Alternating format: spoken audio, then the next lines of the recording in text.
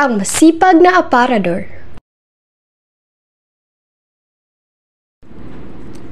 Isang araw, may isang maliit na aparador na nagsisilbing tahanan ng mga laruan sa isang silid. Masaya siyang ginagampanan ang kaniyang tungkulin. Siya si Ardy. Si Ardy ay lubos na masipag at siya ay palaging maayos.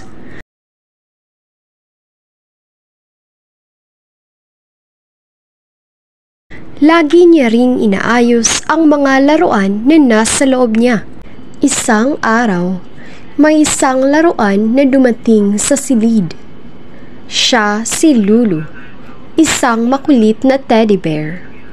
Si Lulu ay hindi sanay sa kaayusan at madalas siyang iniiwan kung saan-saan ng mga bata. Naisip ni Ardy na tulungan si Lulu. Tinuruan niya si Lulu kung paano maging malinis at responsable sa sarili. Habang lumilipas ang araw, natutunan ni Lulu ang mga ito at naging maayos na teddy bear. Isang araw, nagpasya ang mga bata na maglaro sa labas at iniwan nila sina Lulu at Ardy sa loob ng kwarto.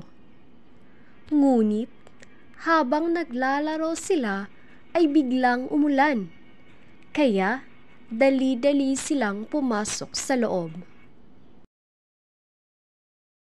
Nang makita nila sina Lulu at Ardy, sila ay nagpasalamat dahil tuyo at maayos pa rin sila at ang mga laruan, at labis nilang ikinatuwa iyon. Mula noon, naging magkaibigan sina Ardy at Lulu.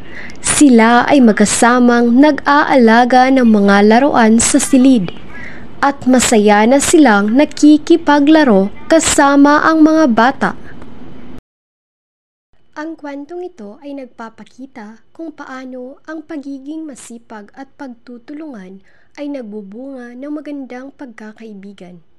Ang kaayusan at malasakit sa isa't isa ay nagdadala ng kaligayahan sa puso ng mga laruan, tulad ni Ardy at Lulu.